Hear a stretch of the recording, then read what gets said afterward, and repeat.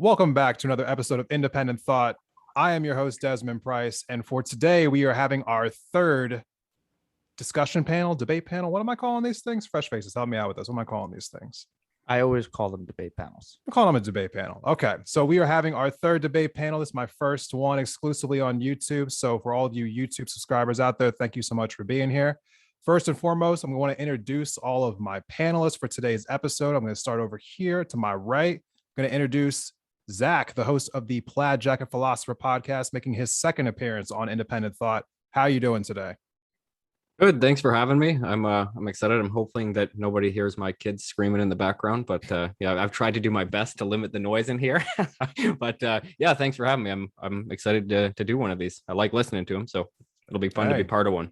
Excited to have you on here. Always going to get some new people in here. We are now also introducing Erlene Elise Mango. How are you doing today? The host of the Shall We Proceed podcast. You're the host of how many podcasts are you hosting now? We're not going to discuss how many, but Shall You Proceed and I Made This Bed podcast. Hello, welcome everyone. Yeah, like it's my show. Yeah, I do a lot, but I'm happy to be here. It's gonna be interesting. Yeah, she is also making her second appearance on the podcast. So thank you again for being back on today. And also Rashida Green, making her second appearance on the podcast, the first time in a year. Thank you for coming back on the show. How are you doing today? Host of the Crossroads podcast. I'm doing very well, Desmond. Thank you for having me on your program. Thank you so much for coming back. And finally, Fresh Faces New Ideas, our resident panel co-host? Not co-host, no, just person who's been on a lot of these panels, making his fourth appearance now. How are you doing today? Are we not counting the one that didn't happen? No, but yeah, I'm like semi-permanent. I hope to be always permanent, unless somebody else asks me, and then I'll have to figure it out. But yeah, I am. I'm good. I'm happy to be here. I always enjoy talking to people. Always. Hey, so we are excited to have everyone here. Thankful my panelists for being here. Before we get started, I just want to say, if you have not already, please subscribe to the YouTube channel so that you can support the show and support us doing more panel episodes like this in the future. So now I want to get started right in with this. Our first topic for today's episode involves sex work and whether or not it should be legal across the board. So this conversation kind of comes on the heels of what happened about a month or so ago when OnlyFans went ahead and they were going to ban all pornography on their sites. They then went back a few days later and changed their opinion and decided to allow it to continue. And this was after they said they were receiving pressure from credit card companies and from banks. They said specifically that banks like JP Morgan and Bank of New York actually blocked payments from them for the content that they had on their sites, as well as there have been conversations going back even a year or so ago when presidential candidates Bernie Sanders and Elizabeth Warren called for decriminalizing all of criminal offenses in regards to prostitution. So the question that I have here, and I'll kind of open this up to however you want to take it, whether you want to go the prostitution angle or the OnlyFans angle. Should there be so many restrictions on sex work in America, around the world? Why or why not? I'm going to open this up actually first to Erlene, if you want to start off with this conversation. What do you think should be how we treat sex work in America? Thank you for picking me to go first. I feel that I don't have a definite on the feeling of it because there's so much gray with it and it's so dangerous because it's not regulated. But I like the fact if we legalize it, it takes back ownership of the woman and control, right? But with everything else going on with the trafficking and all of that, I don't really know if I would want to legalize it. But I also don't agree with it being an OnlyFans with the selling of sex and the pornography. So I'm really not sure yet how I feel about it. I would, if I legalize it, I like the fact that it brings it back to the woman because everything happens to her. The charges are heavier on her, all of that. But yet the advantage taken on women right now who are in this industry, it brings it back to if I want to do this, I can do this, not that you're forcing me, if that makes any sense. Okay. I'm going to throw it over to Zach now. What are your feelings on this issue? Do you believe that we should be having so many restrictions around sex work? I don't think so. I mean, I think, and again, this is like, who knows about unknown repercussions that come with this, especially when it comes to the trafficking, I think is obviously the scariest and darkest part of it. But if you did at least decriminalize it, or legalize it, I think that you're at least going to be able to give protection to the women involved in it, and take that power ideally out of, the I don't know, whoever's the handlers of them and that kind of stuff. Like, hopefully you can take power away from them. They'll be able to kind of take it back themselves and be in control of their own. Well, at that point, it would be considered a business, so they'll be able to have control of that. As far as OnlyFans, I mean, I think that ultimately they just crumbled because they all of a sudden lost a ton of money, and that's the only real factor for OnlyFans pivoting on that. I don't think it has anything to do with any morality or anything like that. It's just they were going to lose all of their customer base. So I don't know. To me, I think that people should be able to do what they'd like with their body, and that includes, even if it's something you don't personally agree with, they should have that right to, and they should be protected under the law. They should be able to, be afforded the same rights as anybody else doing any kind of entrepreneurial work. Okay, thank you for that. And now I want to start with Rashida. You are next. What are your thoughts on whether or not sex work should have as many restrictions as it does currently? Well, I don't believe that sex work should be criminalized. Obviously, the largest impact, as we've all kind of touched on, are to the actual partakers, not from the partakers themselves, but the women who are, or the men as well, who are engaging in the activities or the sex work itself. And so as long as it still kind of remains this hidden thing or this taboo, it makes it easier for those, not all, but some people to induce harm or cause harm. So if we're going to change anything, I mean, that's to the purpose. And I know that sex trafficking is a major, major problem, especially here in the state of Maryland. It's horrifying, the amount of sex trafficking that occurs here. But I think we have to still be able to begin to have that conversation and kind of separate those things out a little bit, as best we can, so that we can actually target the folks who are perpetrating and obviously engaging in human trafficking, and those that actually just want to be able to have their entrepreneurial right, to work. So. Absolutely. And for our final opening statement, Fresh Faces, New Ideas, what are your thoughts on this? Should there be more restrictions on sex work? No, I mean, it should be legalized. It shouldn't be regulated in the same way, because in the way that we do it now, it's like regulating morality, and we don't need to be doing that. It's part of the reason why we no longer why gay marriage is legal, because it was regulating morality. And also it's safer. It's safer for the women to have the ability to go to the police if they are being abused. It's safer for, if you have sex trafficking, it's safer for you to do that and not have to worry about being charged. There was that story. I don't remember if this is still being litigated. There was a 16-year-old girl, I believe she was, who was being sex trafficked, and she killed the guy who was trying to rape her, and then they charged her with being a prostitute when they went to the police. So it's safer for all the people involved, except for those who are already doing things like sex trafficking, which is already bad. So it doesn't hurt anybody who isn't already breaking the law. Okay, so when I was first looking up this conversation, I came across a video that NBC had did. This was about a year and a half ago, and they interviewed two different people. They interviewed two people who were both involved in sex work. I think one was in an escort service, and the other one used to be involved in prostitution. One of them had said that she thought that sex work of all kinds should be completely decriminalized, because she thought it was in fact going to make it safer for everyone involved. Now, the other person said that she thought that it should continue to be what it currently is, because she thought that if it was decriminalized completely, that it would enhance the amount of sex trafficking that goes on, saying that there will always be more buyers than willing sellers. So now I'm going to kind of open this up a little bit here. I want to throw in the fact that when MasterCard and Visa suspended their suspended their contracts with Pornhub last year, they were citing similar reasons that Pornhub, for instance, was having too many instances of, women, young women who were on there who were victims of sex trafficking. And that was the reason why they suspended their just like payment processing of Pornhub, to which they still have not gone back with them. So now I'm going to open it up for open discussion here. Is that a concern whatsoever? I mean, is keeping it where it is right now illegal? Is that going to prohibit, or I guess like de-emphasize the amount of sex trafficking that we're seeing across the country, around the world, really? No. I mean, it just hasn't. And as for the Pornhub thing, they like nuked their site.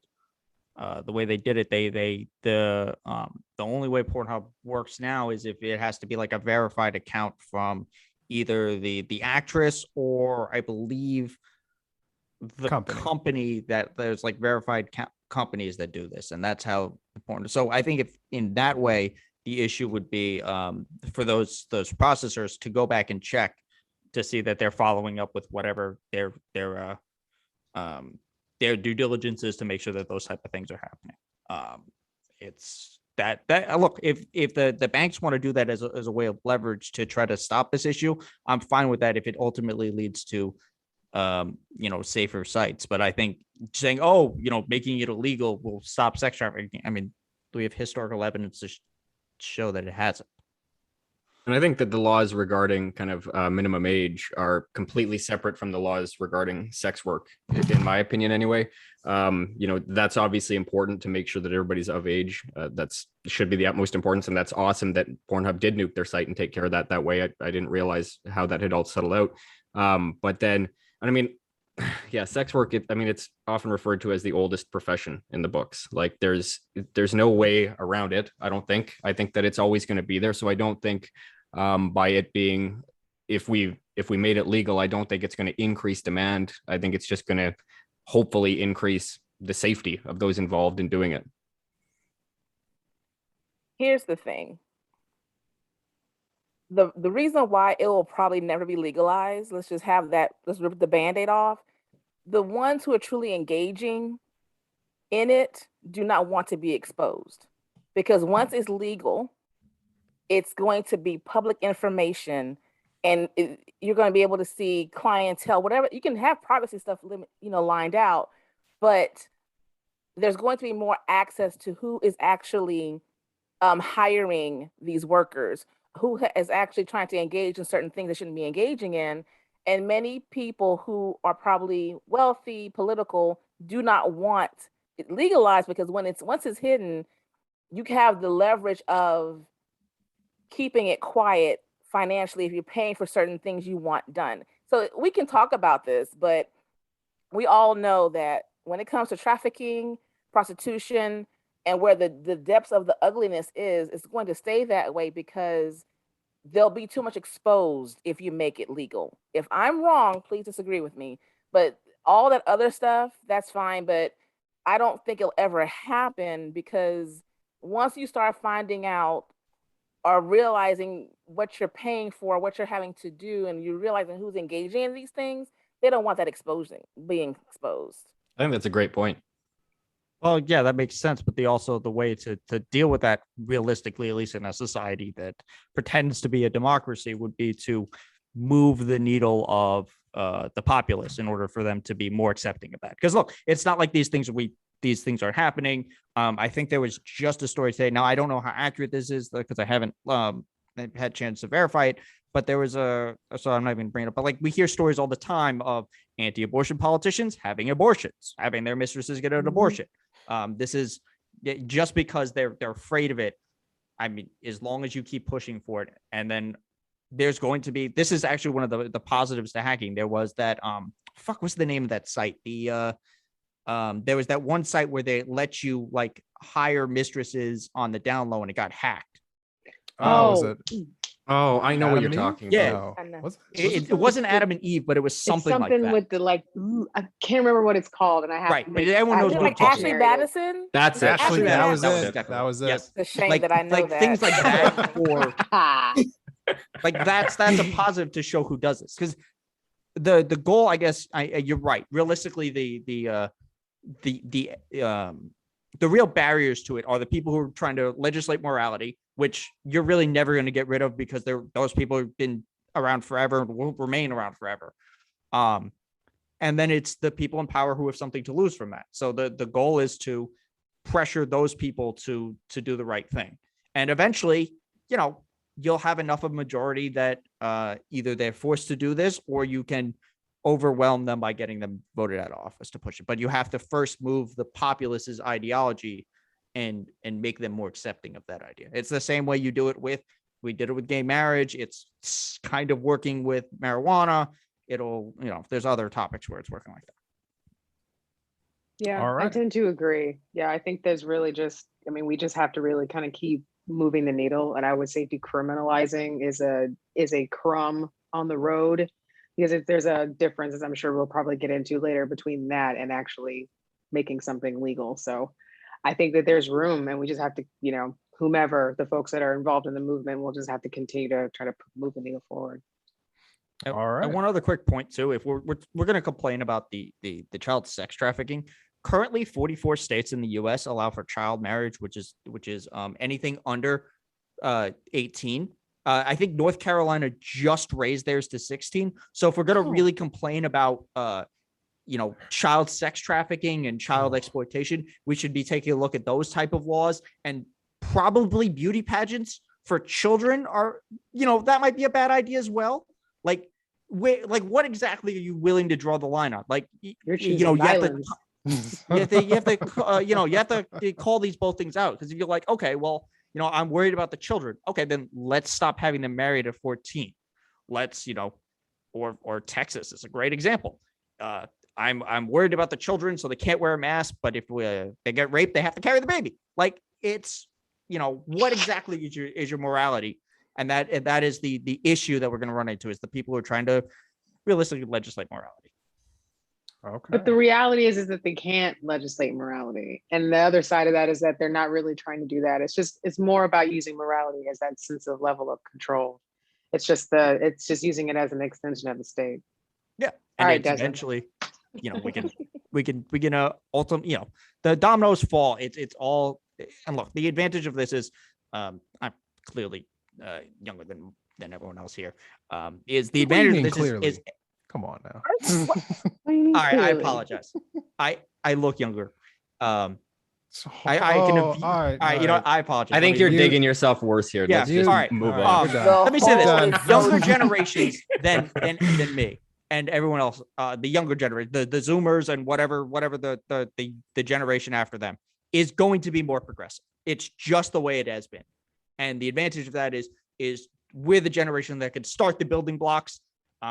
Because the generation in power is generally the baby boomers, and they have 2 national elections basically left in power. They're all geriatric at this point. So you start laying the groundwork in, you start getting more of the politicians who are talking about these things, and then the younger generations are like, hey, I don't see what's wrong with this, and that's how we start the stepping stones. Mm-hmm. Feels like that's a great transition into the next topic there, Desmond. It is a perfect transition into the next topic. We are going to be going into our second topic for this conversation, which is lowering the voting age to 16. Should that be the law across the land?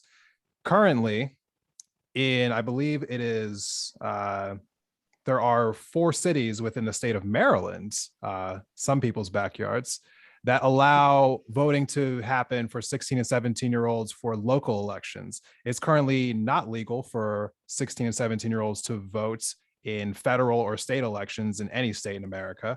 But there are several states that are trying to amend this. I think several states, tried and ultimately have failed to, pass this. I think San Francisco, for instance, had Prop G just in their 2020 election, where they tried to lower their voting age for local elections down to 16. It failed, but only by 6,000 votes with over 400,000 cast. So there is a little bit of movement here. There has been a representative up in Massachusetts. I think, Ayanna Pressley said that she was for this to be happening as well. And there are some who have come out strongly in advocating for this, saying that they pay taxes, they're a part of their communities, they should be able to vote in elections. So I want to ask everyone else's opinion on this. And first, I'm going to start with Zach. I want you to go ahead and give me Great. your opinion first. Do you think that 16-year-olds should be able to vote in elections? No, I don't. And most of that, is admittedly biased. Like thinking back, like I come from a big family. There's 10 of us. I have 8 younger siblings. And so when looking back, I can remember for each of my 8 younger siblings, for myself, for my friends, like at 16, maybe it was just us, but I have a fairly large sample size, but we didn't, I didn't know enough to really make an educated vote. And to me, I mean, an uneducated voter is kind of just the scourge of democracy to me. Like that's going across all spectrums. I just think I think people should be educated, and more importantly, you should have some skin in the game if you're going to be voting. I mean, at 16, we can say that, yeah, some of them are contributing to taxes. They're contributing to society. For sure, there are some, but I would imagine that those are the exception and not the rule. And I just think that, as far as maturity, when it comes in, as far as also other things, like when we've got the age of drinking, the age of driving, the age to join the military, like if anything, we should just find a standard age of majority. And I understand I'm coming from a different country on this, being in Canada. We have a little bit different age groups for all of those things, but voting is still 18 in Canada as well as it is in the States. So my opinion is no. I just think that, if we're going to find an age, it should be a little bit older, a little bit more mature, but we'd also have to play around with the age of majority on all those other things too. Okay. And so now I want to go to Fresh Faces, New Ideas. What is your thoughts on this? Should 16 and 17-year-olds be able to vote in elections? No, I don't. I'd have to look into the states that do it for local elections. I think that would be an interesting thing. I think really the real issue is we need to teach like civics, or we need to have around 16. You should be taught more civics classes. You should be taught more media literacy classes. You should be taught. You should be encouraged to get involved in the process. I don't know how many people were plugged into this, but there was a Project Veritas video about an Antifa teacher. And then I went and I found it from another source. Basically, what this guy did was he encouraged them to be involved, whether they were doing food pantries, whether they were going to rallies, whether they were doing stuff with their local congressmen, things like that. They put a lot of Antifa stuff to make it scary. At a Mao poster. Anyway, it was a bunch of propaganda. But a lot of the things were getting involved with people. And I think that is going to help make the electorate more educated by having them understand a little bit more what it means to be civic minded and what it means to vote, and it would help them take it more seriously because, like Zach said, uneducated voters really are such a problem, and especially in a society where we have so much access to so much information for people not being able to understand what they're looking at, whether it's lies, just straight up lies in Facebook ads, or whether it's misinformation on politicians talking on different news channels. That is a bigger issue than lowering the age of voting. Okay. And so for our next one, I want Erlene, go ahead and give me your thoughts on this. Do you think that 16 and 17-year-olds should be able to vote in elections? I feel they can now because our kids that age are more educated when it comes to the political process.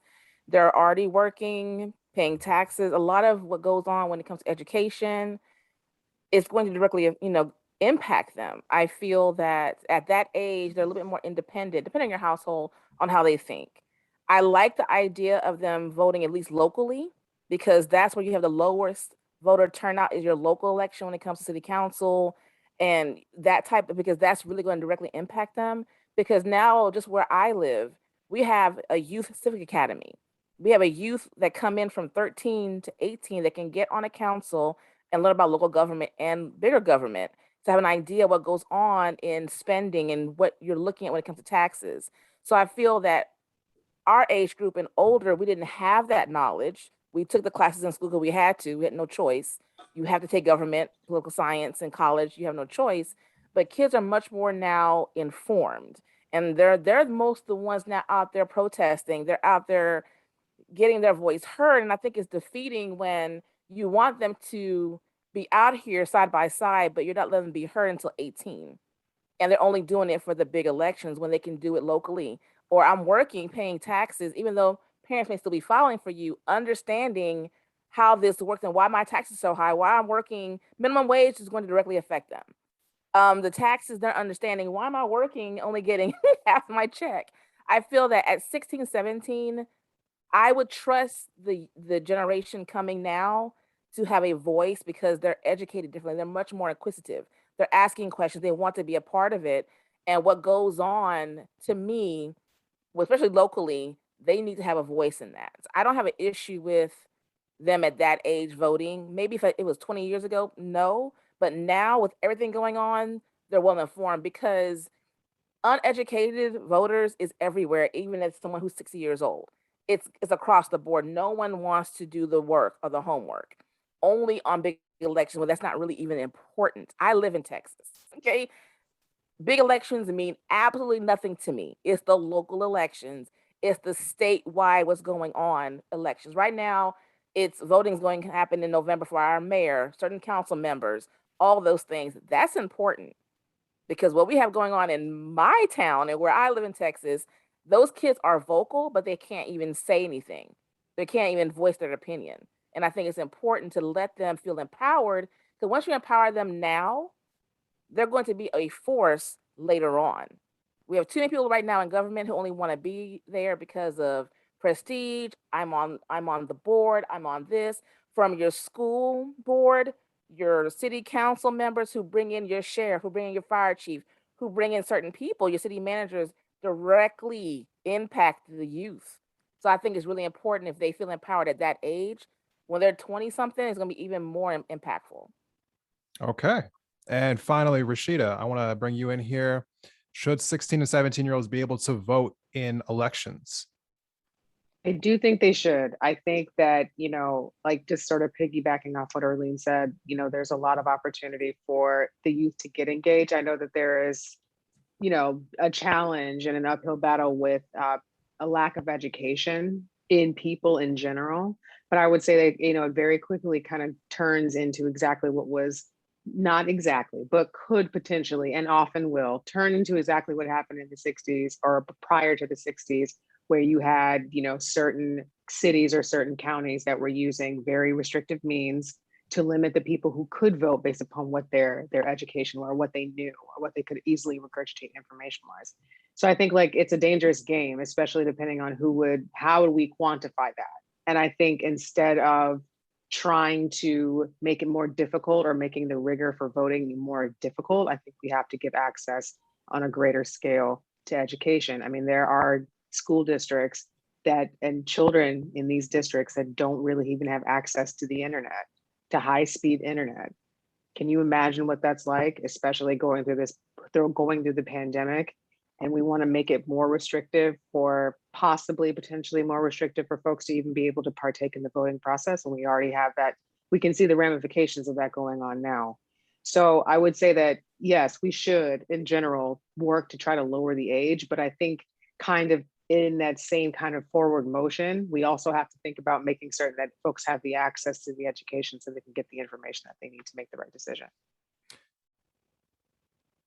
So I want to come out here with a little bit of a different take before we open up for the discussion here. What's interesting to me was that in 1971, that was when the US Constitution was amended to lower the voting age from 21 to 18. That was one of the last times we actually amended the Constitution for anything. Now, since then, that has increased voter turnout, obviously. I think the reason for it at the time was because there were so many protests around the Vietnam War, and young people at the time felt like they were disenfranchised because they couldn't vote in, like any elections in regards to whether or not they wanted to get people out, out of Vietnam. And so I understand that young people want to be involved in elections. And frankly, I also don't like the fact that, young people are being taxed and they don't have any representation, that they can have access to, that they can't vote on any particular issues. And so maybe I can offer an alternative solution here. Maybe the answer is to continue to keep the voting age at 18, but maybe people under the age of 18 just shouldn't be taxed. Is that something that anyone is interested in? I'm going to open up the panel here a little bit, but go ahead and answer that question or anything else that may come to mind in this particular subject. Is it something that should just be local? Should it be national? Like what do we think about this? Well, I think it should be at least local. I think you should, because at least for local, it's going to be more impactful for you. Because whether you're voting for your school board, especially if you're still in school, you're going to have control over who's setting policy. If you're voting for your mayor, that can change different things. You can vote for, depending on where you are, your sheriff or your local judges, and that can help influence other policies. So understanding that, and I think I'm hesitant about national, because I think that's I don't know how like even though they have access to this, it's still so easy. I think unless we're focusing more on like media literacy, it's still very like, even though you have access to this information, I think it's a little bit still harder for people to like truly comprehend. Like, I follow politics religiously, and there's still a lot of stuff that I'm not like stories that I miss where I'll watch something and I'll be like, I don't understand where this thought process came from and how they came to this. And so I think it would be a little bit harder for kids still in high school to really be able to wrap their heads totally around like a national election, especially when there's so much noise around it. It is an interesting question though, everyone. I mean, like, where is the line, truthfully? I mean, because like, I think everyone can agree that uneducated voters are a problem, but how exactly do you fix that problem? I mean, do you want like a national test that everyone wants to take before they can vote? I don't think anybody wants that, right? That's just going to disenfranchise more people. And so it really does beg the question, what is the true, I guess, like line to be able to vote? Like, should it be lower? And if we lower it, why 16? Why not 15? Why not 10? I mean, like, where is the line, right? Truthfully speaking. I think that's a good point, because, a lot of the argument is, well, it's affecting the younger generation of the younger people, but again, it's also affecting everybody who's younger than them too. So it's tough to draw that line. I mean, to me, and I liked what Rashida and Erlene, what you guys were pointing out too, as far as education. I do think that they're probably higher educated as far as political concerns go nowadays than I was, or than we were when we were younger. And I think that there's nothing wrong with advancing that, or like with my kids, like I plan on taking them with me to the polls to just walk them through that process, right? And sorry, fresh faces, my computer lagged out and I didn't hear everything that you had said, so that's sorry about that.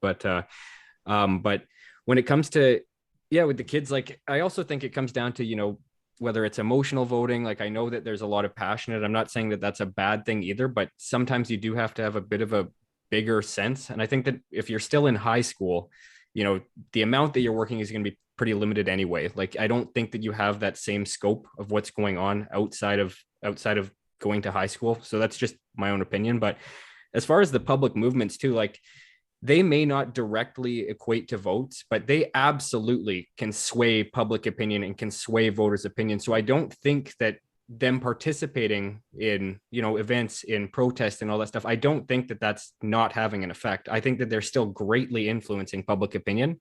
They may not be able to physically put in that X on the ballot, but they still have a massive influence. And I think that we're seeing that more and more nowadays. So I do still think that they're able to influence things, whether or not they have that direct vote or not.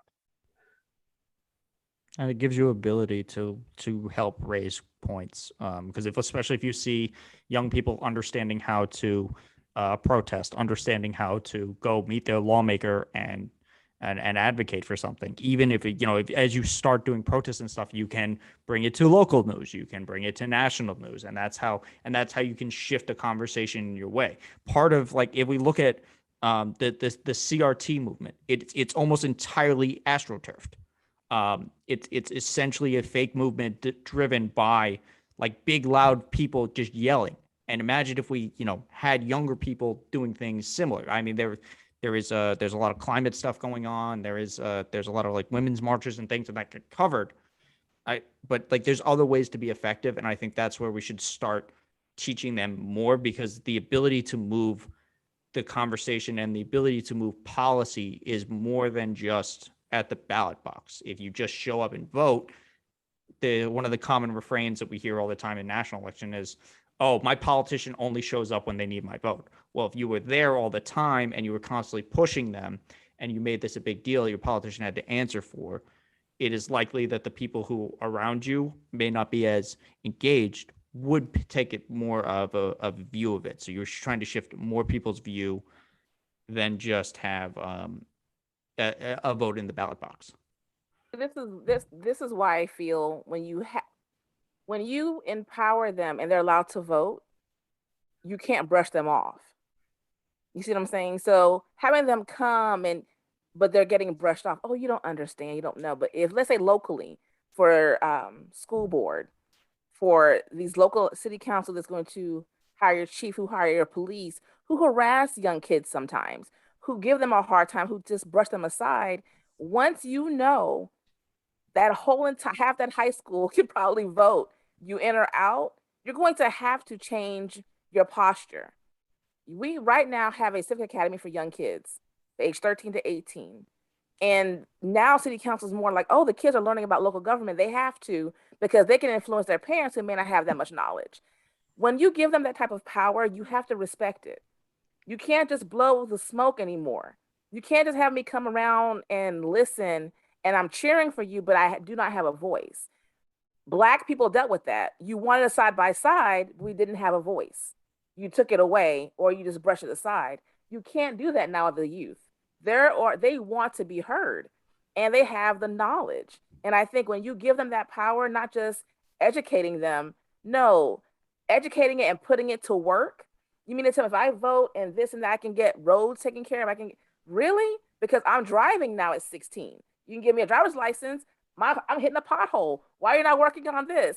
I'm getting taxed. All these things. When you give them the power, actually telling them it's a responsibility, they're going to pay attention more than we will. Because we're the ones coming out. They're the ones coming up. I want them to have that knowledge now. So when they're voting older, they have really good sense of what's going on, because it really impacts them on how universities get certain things or how local public schools and all of that. So I think I hear what you're saying, but I trust, because not everyone at our age is registered to vote. I trust the ones who want to will, and they're going to be educating themselves on everyone trying to get a seat. What will you do for me? What will you do for my parents and my grandparents? All of those things. That's just my opinion. Can I actually push back a little on that? I think that's a really good argument for especially local voting than it is for national voting. For this idea that they can't just ignore your vote. I mean, the sad reality is they can. Unfortunately, like if we take a look specifically at the national level, the current things that are happening, just for one specific part of the reconciliation bill, is the lowering of Medicare's ability to negotiate for drug prices is 90% approval. It's one of the most popular pieces of legislation ever written, ever. Kirsten Sinema is solely blocking it because Pharma gave her $750,000. That's literally what's happening there. So in that sense, that even one of the most popular pieces of legislation is being blocked like that, they can ultimately ignore you. And I think allowing them at a local election, because a lot of like really crazy policy and really radicalized groups start at a local election than they do for the national election. The national level is usually a cycle or two behind how radicalized the states are. And I think by de-radicalizing the states, by having younger kids vote there, it will ultimately trickle up, because the national level moves slower. So having them immediately have this impact at a state level would allow the national picture to catch up to it at a rational pace, saying, oh, okay, this is what they're doing for this election cycle. And I can see this.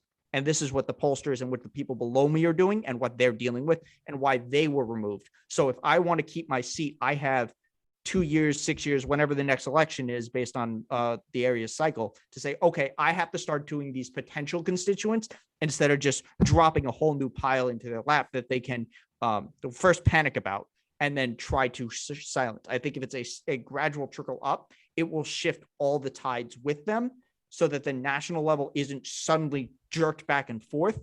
It would be a more gradual shift. I kind of think it goes to like going back just quickly to the Dave Chappelle joke he has about how old is 15 really? And I think that's kind of part of where we sort of need to come from or think about as we're really talking about this. Like, how old is 15 really? And and I'm not saying this to get graphic or be weird. I'm strictly saying it because we're talking about what is not old enough, or what is, what children can and cannot handle. And usually it's the things that we as adults can handle. And we're trying to tell kids how they can handle it instead of actually letting them say what they can or cannot handle. And I think what we really would want at every single level, federally or down to the local level, is transparency and the ability to participate, and with as much knowledge as we possibly can have, without limits or barriers to having it, to accessing it, so that we can make an informed decision. All right, Yeah. Zach, do you want to jump in for one last word? Oh, I was just listening. I like hearing everybody's opinions. I don't know. I didn't really have much else to add. It's just, yeah, I don't think I have anything else to add. I think everything got covered. I think we did get everything covered on Wait, this can I one just say as well. something quick though, just before? I think this also kind of goes back to at least what you said originally with the sex work, where it's the people in power who are going to change it. So I think having it, because they love to means test things, and I think if you kind of means test it at a local level, it has a little bit more of an ability to just drive up. And maybe, and this is weird because I feel like I'm arguing a centrist point of like incremental change, which is not something I believe in, which is kind of weird for me. So I think just on that level is similar to how we were arguing in the last point of you need to do it incrementally because the people in power aren't going to ultimately change it. I think it's going to be more effective that way. And I think having it at a local level where you can like truly gain a groundswell, it would be, it would have like a greater impact than suddenly, okay, now I have to understand all of these elections. It would maybe give them a better idea. And because maybe you only want to focus on your single issue voter, and you find out which issue you like at a local level and you try to focus it on a national level. I think giving them all of this power might be a little bit too overwhelming to like truly get them the informed decisions we make. So instead of having arguments over is healthcare socialism, we can have an actual debate about, the ins and outs of having a policy that would ultimately lead to that. Yeah, there's nothing wrong with centrist I do opinions. not agree, and I'm gonna leave it at that. I don't agree, but I'll leave it at that. That's right. All right, so host here will get the final word. I think it's really just as simple for me personally. Either at the end of the day, we should go out and say that either all people who are taxed are able to vote, or these younger kids who can't vote shouldn't be taxed. And I think I would just keep it as simple as that, truthfully speaking. But we're going to transition on now to our final topic of this particular episode, which is voting in prison. So currently, people who have been convicted of felonies and are serving prison sentences, who are in prison, in 48 of the 50 states, they are not able to vote. However, in the states of Maine and Vermont, you are able to vote if you are serving a felony conviction. This is also true in Washington, D.C., our honorable 51st state. We'll just manifest that into existence. So the question that I really have for everyone is, are you okay with it being the way it is? Is it just that felons are not able to participate in elections? Is it okay that they're not able to vote? Who do I want to call on first? Rashida, I want to ask you first this question. Do you think that felons should be able to vote while they're in jail?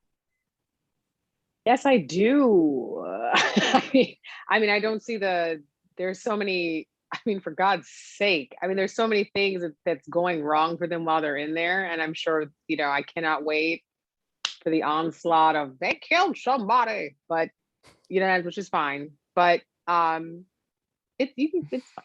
But the point that I think that what we have to realize is that there has to come a point where it's not just solely about punishment fitting the crime. We also know that's one of our pieces, right? Where we do have to be concerned about what's considered or classified as cruel and unusual. And I would also just say that we not having or allowing someone the right to vote, other than the other rights that are already removed, which are their right, their freedom, their access to their family, people who know them, etc. I mean, I don't understand what exactly the impetus behind that, other than to limit the amount of folks that are able to participate in what we're classifying as a fair election. Okay. And Erlene, I want you to go next. Do you think that people who are currently incarcerated for felony convictions should be able to vote while they are still in jail? I think they should. I feel they should be able to. In Texas, once they serve their time and come out, they have to apply, I think, to get back, which is a process that many do not even engage in. But I feel that they're there, like Rashida said, their rights have been taken away. They committed a crime. I'm not talking about that, but they're still having things impact their lives or their family lives. Who's left out there? So why not allow them that right to cast their vote? I just think it was set up in a way of I'm imprisoning certain people so they will not be able to voice their opinion. But I feel that now, whatever the crime may be, they may have family that's going to directly be impacted by whatever's going on in the world. Even if you serve your time completely or not, you may be in there for life, whatever it may be. They're sitting there, let them at least cast their vote if they want to. I just feel there's no need to take that away. Like, what's the point of taking it away? What harm is being caused if if they're allowed to vote? What's really going to happen if they're allowed to vote? So I just Okay. really feel that they should be able to vote. All right.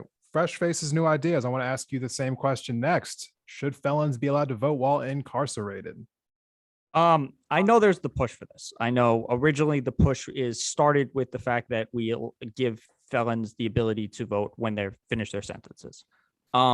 And right now, because this is not an issue that realistically I put a lot of thought into, I look at this, we get the right to vote first, and then we can talk about that later.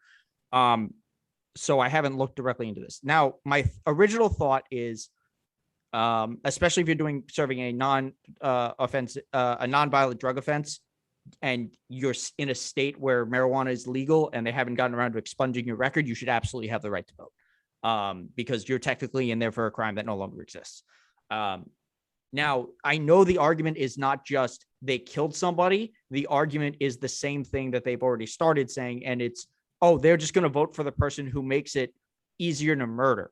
But that also implies that a candidate is going, this is legitimately the argument. It's they're going to vote for somebody who the goofiest shit I've heard. I'm sorry, you can edit that out. You have to understand that the people who argue this type of stuff are among the dumbest and most dishonest people you can imagine. I think this might have literally been Ron DeSantis's argument when they were talking about that. But again, the thought process of that is, well, somebody has to be running on that, and then the people in prison have to overwhelm the people who are anti that. So that would be the obvious counter argument. Now, look, again, now I'm very frustrated with this panel because I'm not a radical centrist, but I feel like I am here. I don't know. I think I can be persuaded to allow them to have full voting rights. I guess the question is, what will be the harm? Hold on. Sorry. Right. No, I understand. We'll get to open discussion in a second. Everyone got to finish opening statements. Let me just put it out there. I'm certainly willing for at least misdemeanors to be able to vote. When we talk about felons, I guess it depends. To me, it depends really on the felony, because there's some people who really should be part of society at all because of what they heinous is. And I guess we would have to figure out where the line would be for that. But yeah, I'm opening to having my mind changed on this, but I'm for people who are at the very least in a prison for a crime that no longer exists because marijuana is now legal in that area to be able to vote. Okay. This is all a safe space here, everyone. We're allowed to disagree. There'll be time in open discussion for disagreements. Zach, go ahead and just give us your opening statement here. Do you believe that people who are currently incarcerated for felony convictions should be able to still vote while in prison? In a broad sense, yeah, I do. And hey, fresh faces, stop demeaning the centrist position. Hey, that's not a bad place to be. But I think that the idea here is that, if the goal, and I understand that it's different or it's viewed differently in the States. First, I'll say in Canada, anybody who's incarcerated, they still get a vote. That's considered a right in Canada. You are still allowed to vote, as far as I can tell.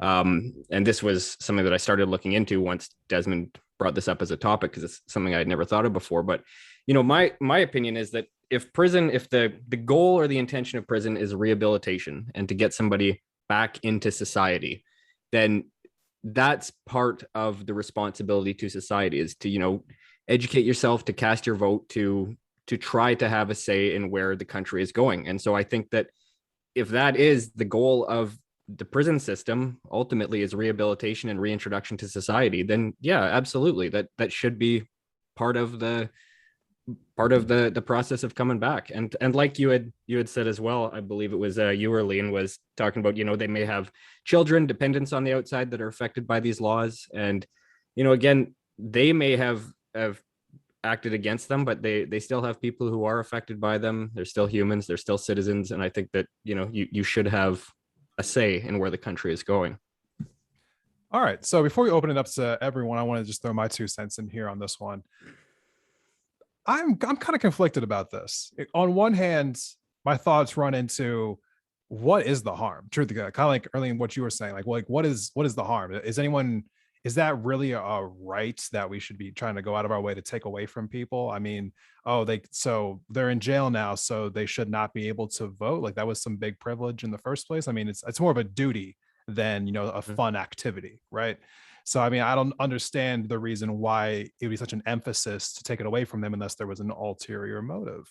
But with all that being said, I'm kind of the mind that if you're in prison for life, then maybe you don't need that right anymore, because the policies really don't affect you anymore, because you're never getting out. But if you do have a life on the outside, if you have the chance to come back on the outside, if you have the chance to rejoin society, then there's no reason why you shouldn't still be engaged with society. And in a rehabilitation sense, it might be, I guess, getting you to a place in your mind where you want to rejoin society by staying involved with it, by staying up to date with it, by voting with your locality. I think it could be an overall positive. But again, I think for people who are in jail for life, you know, maybe they just don't need to vote. Like, what's the point for them to vote? They're never getting out, so they're never going to be involved in society again. But I am open to being disagreed with. I'm opening the panel up completely now. Rashid, I know that you have some things you want to say.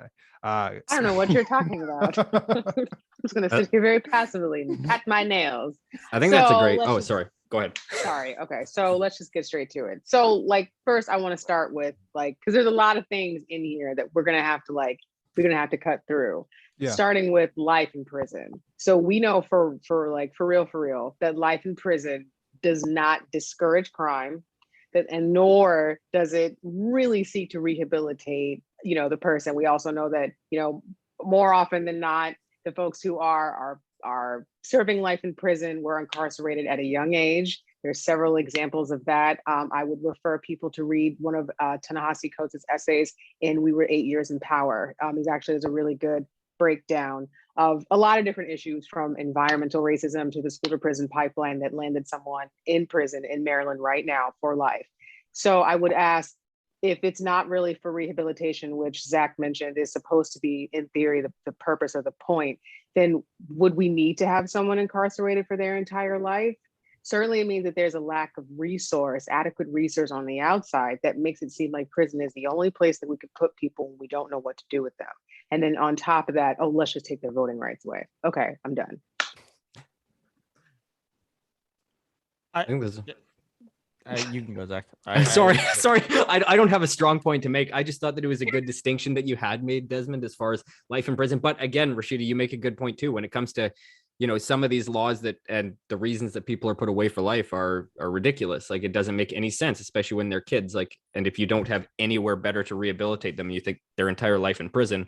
You know, that being said, there are some people, like Fresh Faces had alluded to, that should be in prison for the rest of their lives. Like, we all know that there are some people like that are, you know, it's tough, right? Like, it's where do you draw that line? But I agree that, you know, it's just a tough conversation. It's one that I'm happy you actually brought up, because I'd never thought of it before. But it's interesting. But as far as life imprisonment, maybe we need to look at those sentences individually. But Yeah, that is an interesting distinction to make, because if you aren't coming back to society, then do you have a say in it? But then, yeah, I don't know. Right. And I just wanted to make one distinction before we go a little bit further. I understand that there's a lot of issues, especially with why people are sentenced to life in prison. I'm not arguing that that is just, because I know that that's a separate conversation, and you don't need to convince me that our justice system is corrupt and broken. But I was saying that if you already are sentenced to life, for whatever the reason may be, then I don't know if you need to be involved in it. I'm not saying that you shouldn't. I mean, I'm not going to be sitting here and saying like, oh, you definitely should not be involved. I'm just saying that I don't know if there's a need for it. I mean, if you are in that place where you are in jail for the rest of your life, like that is your reality, there is no going back to society. So I'm not sure that you need to be a part of it. Maybe is that a radical opinion? I think ultimately this comes down to rehabilitation and how we're dealing with the prison system. I think like you're right. Like on its face, when you tell somebody that, they think, no, that's ridiculous, they deserve to be punished. But that's just how we've built up this prison system. And obviously the goal then would be, well, if we allowed them the right to vote, who better to be an advocate for prison reform than the people in it? So I guess that's certainly a positive there. I do have there's absolutely certain people who should be, like Larry Nassar should never be able to have any voice in anything again. I don't know who doesn't know who Larry Nassar is. He was the doctor for Team USA. And then I think he was a doctor for Michigan State as well, who assaulted was it like 1,000 girls or something? It was like insane number of girls. It was a number that, validates. There's a special place in hell for him. Yeah. I guess that's where we would have to figure out how to draw the line. But yeah, I think that really the overall theme of a lot of the panel, the questions on this is how we look at society and move it so that the more marginalized are treated differently. Because now I remember what I was going to say. The other thing is the way our prison system has been designed is a certain group of people are specifically in it for crimes, and those are generally the people who they try to stop their voices anyway. So it's like a double whammy. They can get them from both of them. It's like the people we don't want voting anyway, and now we can stigmatize them bad. Because it's okay to say people who aren't white. Yeah. Okay. Fine. Yeah. It's black. That's really how it is. I was trying to be a little more out, but that's what it is. No, because it's like, look, that we know that's why there's a difference between crack cocaine and powder cocaine. We know that's why there's a difference between sentencing for white and black people using marijuana. There's same rates, and black people are sentenced at it. Was it 4 times the rate? I think it is. Something along those lines. Yeah. We know that statistics show that younger African-American children are deemed as older at a younger age, so they're deemed more threatening. We know that these are things that happen. So, that would be a big talking point to why you wouldn't allow them to vote. Ultimately, the counter to it will be just hysteric or fear mongering. They're going to find the worst person that they can find in whatever local area. They're going to find the guy who raped 7 children, and they're going to use that as the poster child. And it's going to come down to the people advocating for this type of thing to argue that those are the outliers to the norms, and that the overwhelming numbers are more important than. I think I've already changed my mind on this. Damn. I mean, you're actually speaking the language of moving away from the carceral system. I mean, that's actually, Yeah. I thought we might get here at some point. Yeah. I don't think there's any way to discuss this without discussing prison reform. Yeah, I mean, but the language that you're using really isn't even just reform. It is actually just stepping away from what we know completely as the carceral system. And just for the record, as long as there has been a carceral system, there's been folks who wanted to change it and change it for the better or stop it completely. So I think that's kind of what you're saying. That I don't know if that's what you meant. You meant it that way. That's exactly what I'm for changing it for completely. And I do think I think if the way to put it, the best and easiest way to put it is who's a better advocate for dealing with this system, because everyone knows that a majority of people want prison reform. At least the the school to prison pipeline, the other demented pipelines that we have. Fucking what is her name? Kay Ivey is using her COVID money to build more prisons. Like they're a problem. And I think Who is having Kay the Ivey? people. What? Who is Kay Ivey? I think I want to say it's the Arkansas governor. One of the governors is usually, I can't remember. I can look it up in the break and remember which governor it is. It's possible it's Kay Ivey. I don't remember which one it is. I'll double check it when I'm done talking, but I like to ramble. But I think the best way to frame this is really who better to understand and argue for fixing to the system than the people who are currently in it and can see what's wrong with it. Okay. So are there any other feelings on this subject that we have left out? I'll just say this, with the reform and the ones who get out, it's already hard for them to find work. When they Yeah. when they do find work, you want them to pay taxes, but not have a voice in what goes on in society. I think with reform, it needs to start from incarceration on out. So when they come out, they already feel like I'm a part of society again in some type of way. Of course, but it's difficult, like we're touching on, picking and choosing which crimes will get what. That's because we do agree there's some things stay there, you have no rights, whatever that may be. But these felons are already having issue who do come home, finding employment, taking care of their families. What can I do in prison to make sure when I come out, hopefully my voice is being heard? But of course, there's going to be zero politicians who want to say, my biggest voter pool is coming from people in prison. No one wants to say that. Let's just call it what it is. But if you give them a voice, it empowers them to do better and be better and make a change when they come out. Hopefully, there's going to be something set up that's going, like you said, with reform, poster child for it. Look what I did. Look what was going to happen. We can have change, and my voice is truly being heard. And I'm actually part of society again in a good way. So that's all I have to say about that. Wait, can I actually build on that point too? So I just looked it up. It is Kay Ivey, but she's the governor of Alabama, not Arkansas. It's just to make sure that's but the idea of saying that I have my voting block is a larger portion of people who are in prison than out of prison. I think that's actually a really good point to deal with the paid for prison system that we have, because there's certainly towns where a prison moves in and it basically Walmarts the whole place and it wipes everything else out except for the town. And so then it's all the prison. So in areas like that, it is possible that you have a larger percentage of people who are currently incarcerated than you have people who are unincarcerated. So if you ran in an area like that, if you ran at least locally and you had that block, somebody's not going to say, oh, you have more prisoners voting for you than I do, when they know that they have more prisoners in the area. I guess for that, it would require just a framing issue. So let's say you're running for a state issue and you're a congressman from that area and they say, well, your voting block are all people in prison. You're like, yeah, because we have a for-profit prison system, my local area has been devastated. And therefore, unfortunately, the vast majority of people are in prison in my area due to no fault of their own. Now, one other pushback, I guess, would be is what do you do about prisoners who are sent to prisons that they're not in state lines? Like let's say you get sent to I guess that would be an issue. Like if I'm sentenced in New York, but I'm sent to Connecticut prison, where do I vote? Like, am I an absentee ballot vote? Am I Connecticut citizens? I guess as you're working this out, that would be a logistical question to answer. All right. Mostly, So I want to go ahead and reference why I brought this conversation up in the first place.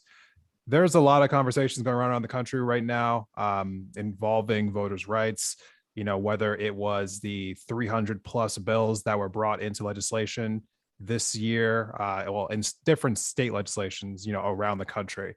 Voter suppression is very much going on right now. There are conversations around re-enfranchisement of people once they get out of prison, especially we saw that down in Florida a couple years ago. Voting rights as a whole are more or less being attacked right now. There was a lot of different subjects we could have talked about, but I wanted to focus on a conversation that just doesn't get talked about maybe ever, but if it does, it's very little. And so I wanted to definitely talk about this particular subject today. I will definitely have more conversations in the future involving voting rights. Probably will have another conversation in the future about prison abolition, if Rashida will come back on. So we will have that conversation in the future as well. But we're going to wrap up this particular portion of this episode. So I want to give everyone a chance to just plug themselves and say where you can find yourself at online. I want to go ahead and start off to my right here with Rashida. Thank you for coming on for this episode. Where can everyone find you and your podcast? Desmond, thank you for having me. Everyone can find me on all platforms, Crossroads Podcast, Podcast on Instagram, Crossroads Podsy1 on Twitter and Facebook. And you can visit my website, allroadscross.com. Perfect. Desmond, can you drop any links in the chat so I can spread them to my chat? Will do. Yeah, I'll do that right after we get done with the closings here. Zach, I want you to go ahead and thank you again for coming on this episode. Where can everyone find you and your podcast? Thanks for having me. Across any podcast platform, it's Plaid Jacket Philosopher. I don't have a video component to mine, so if any of my listeners are coming over here, you're probably seeing me for the first time. So hello, but I'm just not that far ahead yet. But on any of the podcast platforms, it's there. I'm not great on social media, but it's Plaid Jacket Philosopher on Instagram, Plaid Jacket Philosopher on Facebook, and @JacketPlaid on Twitter. Again, I'm more active in my actual RSS feed than I am in my social media feeds, but that's where I am, and I'm open to interacting. So thanks for having me. All right. And I want to thank Erlene for coming on to the podcast today. Where can everyone find you and your various podcasts? Thank you so much for having me. This has been fun. I love it. You can find me on Instagram and Facebook at Shall You Proceed Podcast. You can find me on Twitter as well at Shall You Proceed Podcast and TikTok. I'm TikToking y'all. You can find me also on all streaming platforms and YouTube, Shall You Proceed Podcast. My website is emangoinclusivemedia.org. And you can find me also for the I Made My Bed podcast on all streaming platforms. All right. And finally, Fresh Faces, New Ideas. Thank you for coming back onto the podcast. Where can everyone find you and your Twitch channel? Well, you can barely find me at all of these because I think I'm permanent now. You can find me on Fresh Faces New Ideas on twitch.tv. So it's twitch.tv/Fresh Faces New Ideas. I stream usually 1 p.m. EST every day except Thursdays. I usually stream at 5.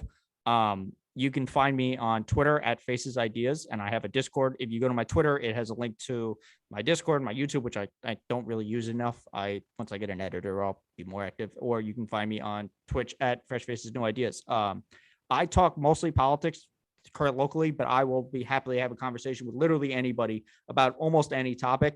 So if you guys are ever looking for a guest, I'm more than happy to be on it. And if you want to plug whatever you're doing, I would happily have you guys on as long as I get the links. I will put it on my chat. I'll put it in my Discord. I will, I have an Instagram. If you can find it on, I don't even remember what I call it anymore. I don't use Instagram. I certainly don't use TikTok, but generally Fresh Faces New Ideas on Twitch is where you can find it. All right, everyone. And as I said at the top of the episode, if you are liking these panel episodes, please go ahead and hit that like button on the episode and subscribe to the channel. That will promote this channel and me to put more of these together in the future. I want to thank all of my panelists for coming on today. And if you are watching this episode first, just know that we will have a second part with all 4 of these panelists. So make sure that you are on the lookout for that. It'll be alongside of this one in my channel. So be on the lookout for that pretty soon here. Thank you to everyone again, and we'll see you in the next video.